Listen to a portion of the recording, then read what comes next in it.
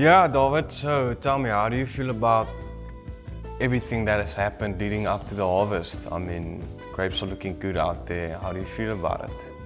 Well, yeah, I mean, you've been here and we've experienced it together. We came out of a very difficult season last year with a lot of winds at the end that stripped the vineyards at the end of March of no leaves. So we were quite concerned, obviously, about reserves that's not getting built up, and was quite worried about that, I must say. And then winter came very, very late. So I don't know if you remembered, we've delayed the pruning till quite late. We adapted a bit our pruning. So our cold units that we've reached that we should reach only came late in August. So we expected a very uneven bud. That's all that we expected. And then, like with nature, That's how nature works. things happen differently. And budding came a little bit later than usual. And I think, I mean, you can say if you disagree, but I think it was very, very even. And the growth season was very moderate. It was very cool. I think we only got our first day of 30 degrees about the 28th of November. Yeah. And so it was very nice and cool. And even after that one day of 30 degrees, temperatures cooled down quite a bit as well again for the whole of December. And then at Christmas time, when the whole country came to Cape Town, we had very nice weather. But the heat did, I think, put a little bit of strain during that time on the vineyards. They weren't used to that heat. We had 3 days of high 30 degrees. The night temperatures was quite high as well. So I think the vineyard did take a little bit of a beating then. We did see some sunburn. But yeah, like I said, that was the second time the vineyards has experienced 30 degrees plus this year. And then it cooled down again, and yeah, mid-January it heated up quite a bit again with a little bit of a heat wave. So I think the vineyards had a very moderate growth period, which I think we could see as a cool vintage. Now at the end it's heating up, but I mean, with a little bit of grapes that we've taken in now, we could see, I mean, we sit with high acids but high sugars as well. So I think we can, I'm very excited. I think there will be a lot of freshness in the grapes, a lot of freshness in the wines. So I think we're super excited about it, and it's looking good. I don't know, you've been here now, but this is your third harvest. Yeah, my third harvest at the moment. And what excited you about the vintage, about the season that we went through? I know we had a couple of projects. So. Yeah, no, it was definitely a different season. I mean, especially applying some new technology out there. I mean, the drone trailer we built, doing all of that stuff, it was super intense. But I mean, applying new technology out there, moving with the future, that's the way to go, you know, I mean.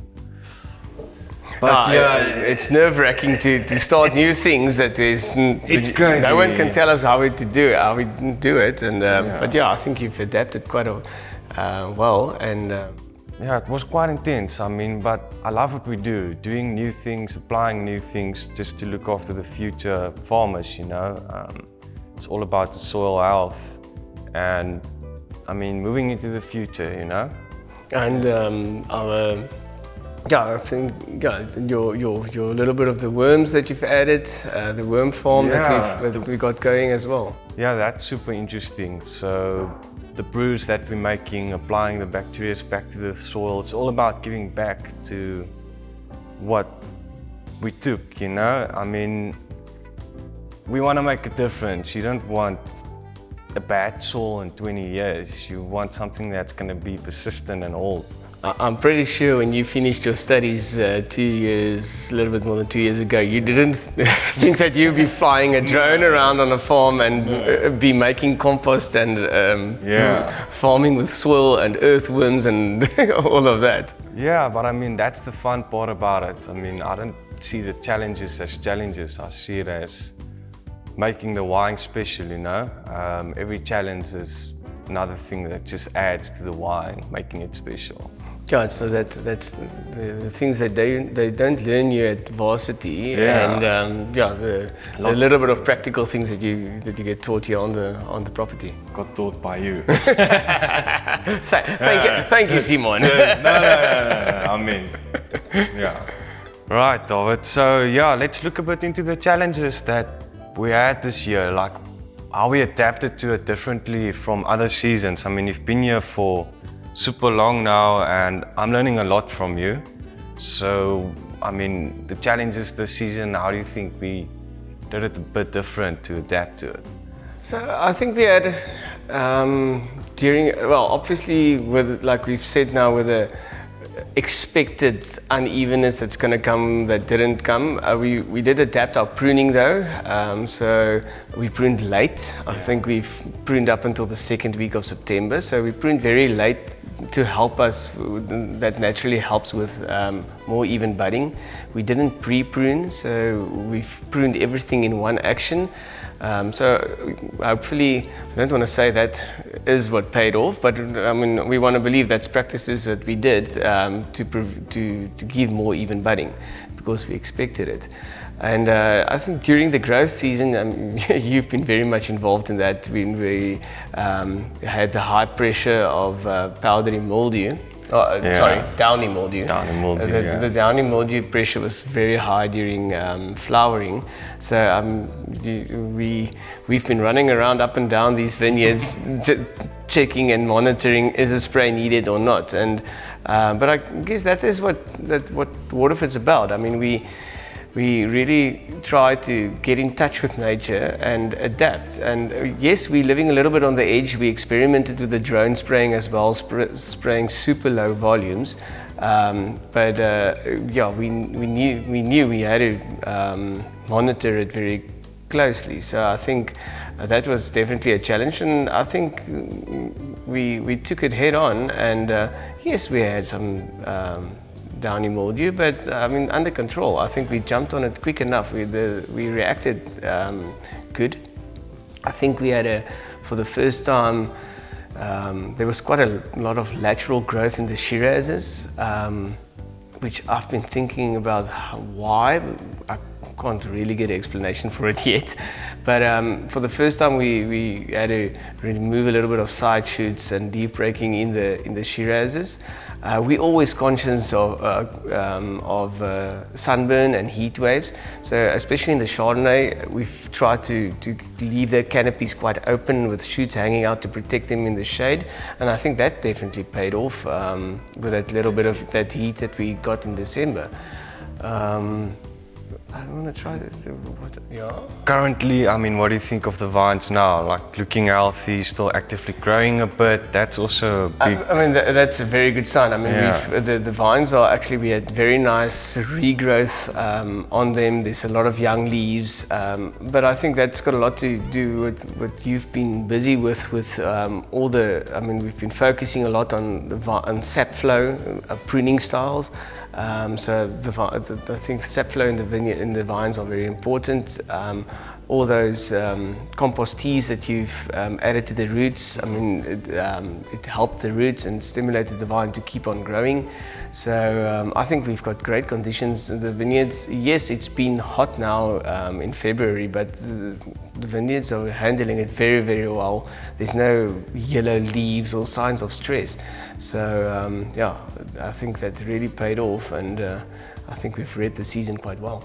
Yeah, and obviously, I mean, the quantity versus quality is looking awesome. The amount of grapes versus the quality we're getting, it's a good balance. How do you feel about that? I think we've been working hard to get that sweet spots of what every vineyard can produce.